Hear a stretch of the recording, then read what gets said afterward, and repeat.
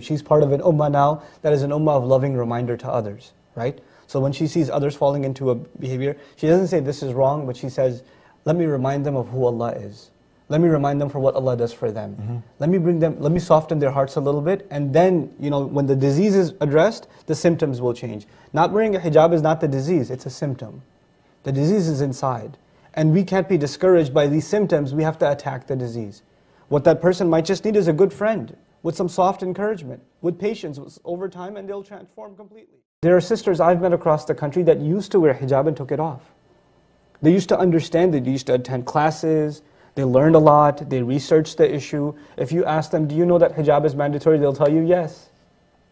So now you can argue, my God, now I'm really confused. Because I understand somebody who took it off or doesn't wear it because they don't know any better. Here's a sister that knows it, studied the issue, and then took it off.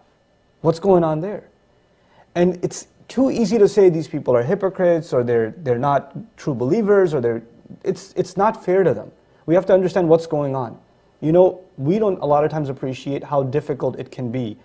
I can't appreciate as a man, and you can't as a man, but a sister's perspective, just like they have a hard time understanding our perspective, right? I have 3 daughters, a wife, mom, 3 sisters. They don't understand me like my father can or another man can. And I don't understand them like they can understand each other.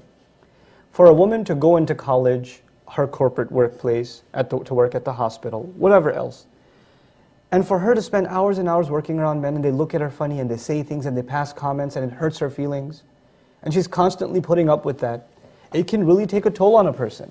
And it's not easy for a girl to take her hijab off. It's a very difficult decision. There's something very personal that happened in their life that made them do that, or is keeping them from putting it on. It's more than just they're not convinced it's the best, or that it's outdated. These are just things to say, but what's going on behind the scenes is there's fear, there's real concern.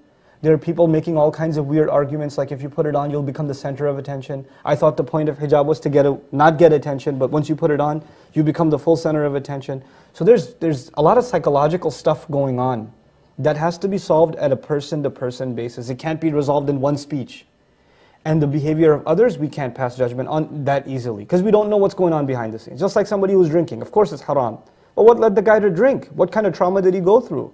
We have to kind of deal with people in a human sort of way. And that's what our messenger did, sallallahu alaihi wasallam. And the other thing that happens is a girl takes it off, whatever she's going through, and the other girls in her circle that are still wearing hijab, they start looking at her funny. And she goes, oh, they look at me funny, I don't even want to hang out with them. So she finds different company. Now she doesn't even have someone to remind her. And it's the fault of those other girls that do wear hijab that became judgmental all of a sudden. They should have been supportive at that time. That's what community is. A cult judges people that become different. A community takes in people that are fallen and says, let me get you back up. We have to be communities. We can't turn into cults. We can't turn into cliques that people avoid us because they don't want to be judged. That by definition means we've turned into a cult. So if you have a sister in your group that has become like that, you have to reach out and befriend her and not discuss hijab. Just be a friend. All she needs is a friend right now. She doesn't need a lecture about why she should put hijab on. She already knows that. What she needs right now is just some comfort and somebody to be able to relate to.